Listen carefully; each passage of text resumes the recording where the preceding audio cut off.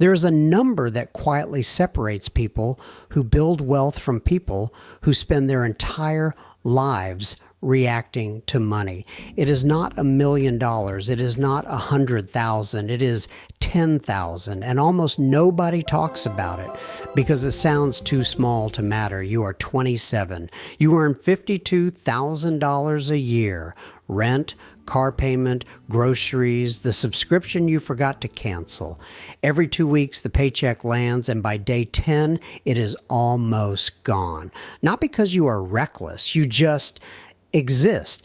And existing in 2026 costs almost everything you make. Your savings account reads $1,400. It has said roughly $1,400 for 3 years. It dips to $600 after a car repair. It climbs to $2,000 after a tax refund. Then it drifts right back, circling like a thermostat stuck on low. But then something shifts. Over the next 14 months, through discipline, side income, and sacrifices that hurt, you cross $10,000 for the first time in your life, and here's what nobody warned you about. The moment you cross $10,000, something changes that has nothing to do with the money itself. Your decisions change, your confidence changes, the way the financial system treats you changes, the speed at which your money grows changes. Everything, and I mean everything, gets easier after that number. Warren Buffett once said the first $100,000 is the hardest. Charlie Munger, his business partner for 6 decades, called it a bitch. But here's what they did not explain. The first $10,000 is the real turning point, because $100,000 is a math problem. $10,000 is an identity problem. And until you solve the identity problem, the math will never work. Today, I'm going to break down exactly why your first $10,000 changes the trajectory of your entire financial life. Not in a vague motivational way, in a specific psychological, mathematical, and structural way. By the end of this video, you will understand the 3 invisible forces that keep most people below $10,000 forever. The exact moment compound growth starts working in your favor instead of against you, and the 6-step protocol that has taken people from $0 to $10,000 in under 12 months, even on a median income. If you are serious about building wealth instead of just talking about it, subscribe. This channel breaks down the actual mechanics of money. No hype, no shortcuts, just math and strategy. Let's start with the force that keeps 80% of people trapped below 5 figures. There is a concept in behavioral economics called financial gravity. Just like a ball thrown into the air always comes back down, most people's bank accounts always return to a baseline number. The Federal Reserve says the median American household has approximately $8,000 in transaction accounts, checking and savings combined. 40% cannot cover a $1,000 emergency without borrowing.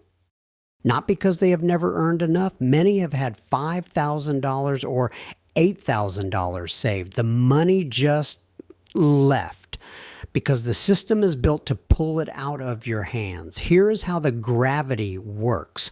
Layer 1, actual lifestyle expansion. Every raise, every bonus, every windfall gets absorbed. You earn $3,000 more per year, and within 3 months, your expenses have risen by $3,000. New subscription, slightly nicer apartment, 1 more dinner out per week. Deserve and afford are 2 different conversations. Layer 2, the emergency cycle. You save $3,000. The car needs $1,800. $800 in repairs. You are back to $1,200. You save $2,500. Your dog needs surgery. Back to $400. You save $1,000. Your hours get cut for 2 months. Back to zero. Every time you build momentum, life breaks it, and after the fourth or fifth reset, something happens in your brain. You stop believing the savings account is real. It becomes a temporary holding tank, not a foundation. Layer 3, social spending pressure. Your friend group determines your spending floor. If your 5 closest friends spend $200 per weekend, you will spend close to $200 per weekend. Not because you are weak, because exclusion is psychologically more painful than a low bank balance. A 2019 NBER study found peer spending is the single strongest predictor of individual discretionary spending and stronger than income. These 3 layers create a gravitational pull that keeps most people orbiting between $500 and $5,000 in savings for their entire adult lives. And the financial industry profits from this. Overdraft fees, high interest credit cards, payday loans, buy now, pay later. These products exist because the gravity is reliable. They are monetizing your inability to escape the cycle. But here's the part that matters. The gravity weakens as you go higher. Getting from $0 to $1,000 is brutally hard. Getting from $1,000 to $5,000 is hard. Getting from $5,000 to $10,000 is hard. But getting from $10,000 to $25,000 noticeably easier, and getting from $25,000 to $50,000 easier still.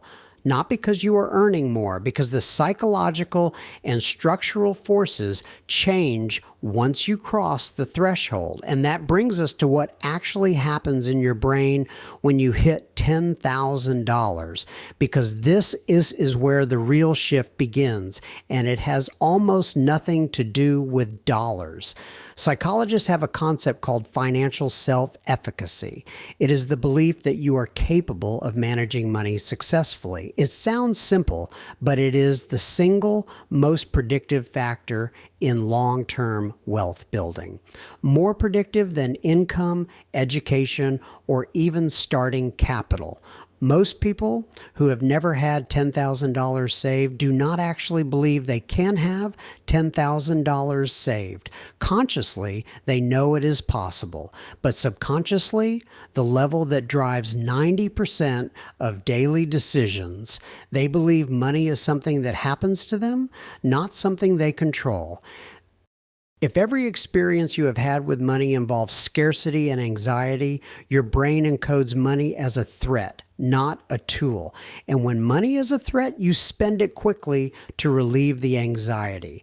This is why people who receive windfalls, tax refunds, bonuses, even lottery winnings, return to their financial baseline within months. The money changes, but the identity does not.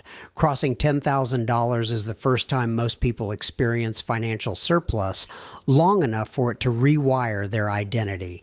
It takes roughly 90 days of seeing a 5-figure balance for the brain to begin treating it as the new normal.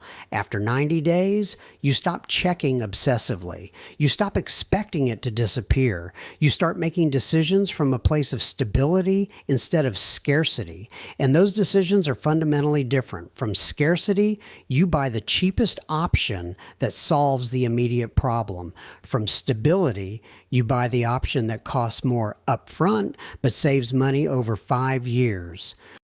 From scarcity, you avoid investing because losing $500 feels catastrophic. From stability, you start investing because losing $500 is uncomfortable but survivable. From scarcity, you take the first job offer because you need cash now. From stability, you negotiate because you can afford to wait 2 more weeks for a better deal. This is not a mindset trick. This is not positive thinking. This is structural.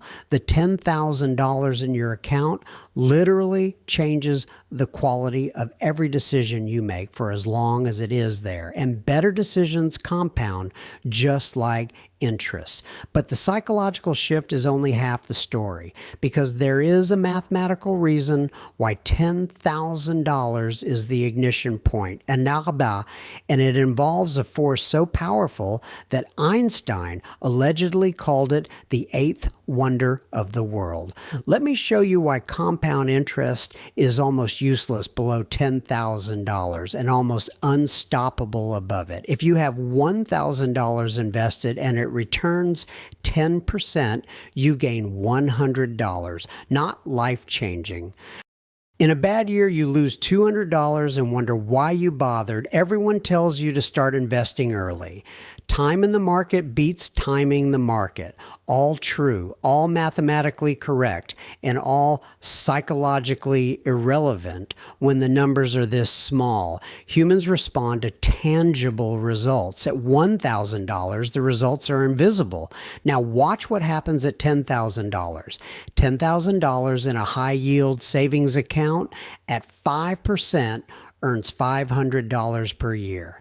That is $42 per month doing absolutely nothing. You can see it, you can feel it. It is a phone bill paid by money you did not work for. $10,000 invested in the S&P 500 at the historical average of 10%, annual return grows to $11,000 in year 1. In year 5, it is $16,100. In year 10, $25,900. In year 20, $67,200. In year 30, $174,400 from a single deposit of $10,000 with zero additional contributions. But nobody stops at zero additional contributions. If you add just $300 per month, marked or bound down, which is what most people can reallocate once they are out of the scarcity cycle, here is what happens. In year 10, you have $83,000. In year 20, $245,000. In year 30, $678,000 from $10,000 and $300 a month, not from a six-figure salary, not from an inheritance, not from crypto, from a regular income and a consistent habit that only became possible because you crossed the $10,000 threshold and broke the financial gravity. This is the mathematical reason the first $10,000 is the hardest milestone. Below it, the compounding is too small to see. Above it, the compounding starts to feel real. And once it feels real, you keep going. Not because a YouTube video told you to, but because the feedback loop is finally working. But before I give you the exact protocol to get there, I need to show you the cost of staying below $10,000. Because most people think the penalty for not saving is simply having less money. It is so much worse than that. There's a concept called the poverty premium. It is the measurable, documented extra cost of being financially fragile. And it is one of the cruelest mechanisms in the modern economy. When you have no savings, you pay more for everything, not metaphorically. Literally, insurance. People with poor credit pay 40% to 80% more for auto insurance, $600 to $1,200 per year extra for the exact same coverage on the exact same car. Banking, maintenance fees, overdraft charges. The average American who overdrafts pays $350 or more per year just for the privilege of having an account.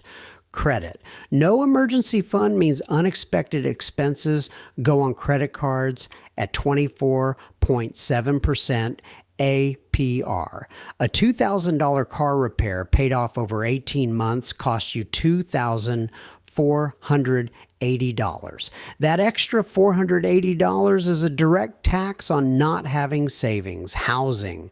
Low savings means higher security deposits or denied applications, pushing you into more expensive, lower quality units. Add it all up. The poverty premium costs the average financially fragile American $2,500 to $5,000 per year. The universe's most unfair tax: the less you have, the more you pay. This is why $10,000 is not just a milestone, it is an escape hatch. Once you cross it, the poverty premium starts to disappear. Insurance drops, banking fees vanish, credit improves. The system literally charges you less for existing. Now, let me tell you about two people who show exactly how this plays out in real life. Marcus and Darnell grew up in the same neighborhood, same high school, similar grades, both started working at 22 with starting salaries within $3,000 of each other. At 25, both were earning roughly $48,000 a year in similar cost of living cities. The difference? Marcus hit $10,000 in savings at 26. Darnell did not. Here's what happened over the next 5 years. Marcus, with his $10,000 cushion, stopped paying overdraft fees. His credit score climbed from 640 to 720. Lower insurance, better credit card terms. He used a 0% intro APR card to buy a laptop for a freelance gig that earned $8,000 in year one. He invested $500 per month starting at 26. By 31, his investment account was worth $41,000. Darnell hit two emergencies in year one, a $1,400 car repair and a $900 medical bill. Both went on credit cards at 24% APR. Extra interest, $700. Credit score stuck at 610. Higher insurance, denied apartment application. Couldn't afford equipment to freelance. At 31, his savings, $2,300. Same starting point, same income. 5 years later, $41,000 versus $2,300. The gap is not talent or luck. It is the structural advantage that $10,000 creates. By 40, Marcus will have roughly $220,000. Darnell, roughly $15,000. By 50, Marcus crosses $600,000. By 60, $1.4 million versus $250,000, all because of a $10,000 head start at 26. The first $10,000 does not just change your bank account, it changes the next 40 years of your financial life. So how do you actually get there? Here is the exact protocol. 6 steps. No gimmicks, no just stop buying lattes. Nonsense. Real structural changes that work even on a median income. Step 1, establish your baseline number.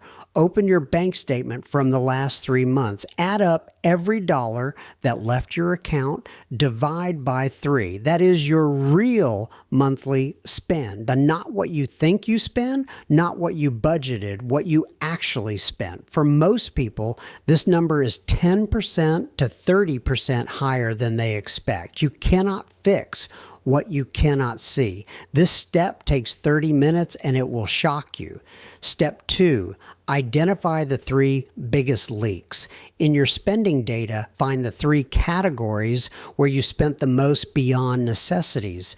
For most people, it is dining out, subscriptions they forgot about, and impulse purchases under $50. The small stuff is the dangerous stuff because it flies under your awareness. A $7 coffee does not feel like spending. But $7 5 times a week is $1,820 per year. I am not telling you to never buy coffee. I am telling you to see the number. Step 3, automate a non-negotiable transfer. On payday, an automatic transfer moves money to a high-yield savings account at a different institution, one that takes 2 to 3 business days to transfer back. The friction is the point. Start with $200 per paycheck. If that is too aggressive, $100. The exact number matters less than the automation. Willpower is a finite resource. Automation is not. Step 4, create a 90-day sprint. The first $10,000 is not built through normal saving. Normal saving, for most people, means saving what is left over.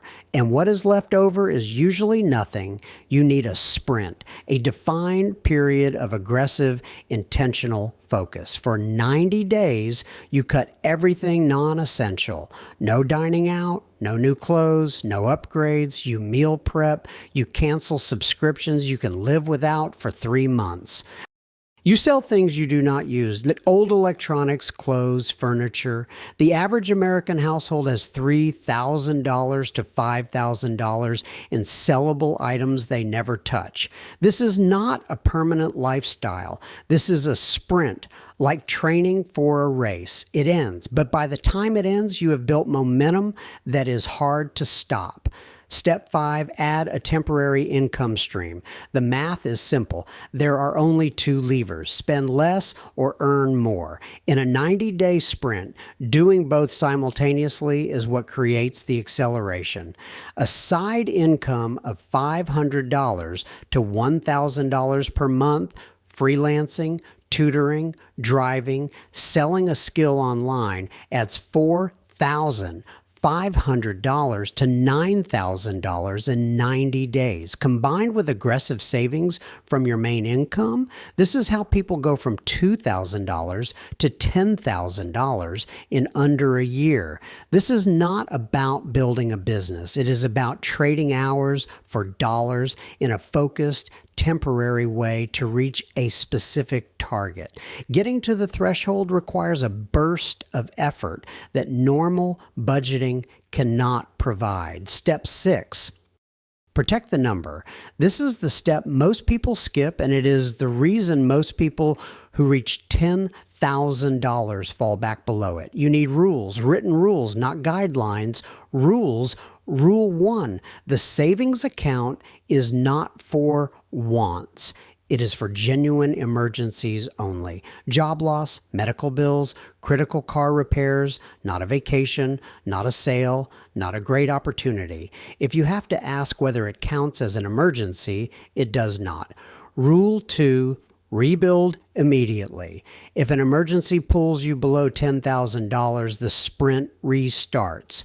You do not relax until the number is restored. The speed of the rebuild determines whether you escape permanently or get pulled back into the gravity. Rule 3. Once you're stable above $10,000, begin investing. Move everything above $12,000 into a broad market index fund. Keep $10,000 to $12,000 as your emergency base and let the rest compound. This is the moment your money starts working while you sleep. This is the moment the trajectory changes permanently. Here's what I want you to take from this. Your first $10,000 is not about the money. It is about crossing a line that separates 2 completely different financial lives. On one side, the system takes from you overdraft fees, high interest rates, poverty premiums, stress-driven spending. On the other side, the system starts to give compound interest, better rates, lower costs, opportunities that are only visible from a position of stability. The distance between those 2 lives is not $1 million. It is not $100,000. It is $10,000 of savings held consistently enough for the compound effect, both financial and psychological, to take root. Most people will never cross this line, not because they cannot, because nobody showed them why it matters so much. Because every financial guru jumps straight to invest in index funds without acknowledging that you cannot invest when your car breaks down every 6 months and your account hits zero every other week. The first $10,000 is the bridge between survival and strategy. Everything else is built on top of it. Picture yourself 12 months from now. In one version, you are exactly where you are today. Same balance, same cycle, same feeling of running in place. You watched this video, thought that makes sense, and changed nothing. In the other version, you started the sprint the week you watched this. You automated the transfer. You sold the stuff in your closet. You picked up extra hours or a side gig. It was uncomfortable. Some weeks it felt pointless, but you kept going because you understood that the first $10,000 was not about the money. It was about escaping a gravitational pull that would otherwise hold you down for the next 40 years. In that version, you open your savings account 12 months from now, and the number starts with a 1 followed by 4 more digits. And for the first time in your life, the direction is forward. That is not a fantasy. That is math plus discipline plus 90 days of focused effort. Every single person watching this video has the ability to do it. The question is whether you will. The first $10,000 is the hardest. Everything after that is a different game entirely. Drop your current savings balance in the comments. No judgment, just honesty. Let's see where everyone is starting from, and if this video gave you a framework you had not considered before, hit that like button so the algorithm pushes it to someone who is stuck in the cycle and does not know how to break out. Thanks for watching. I'll see you in the next one.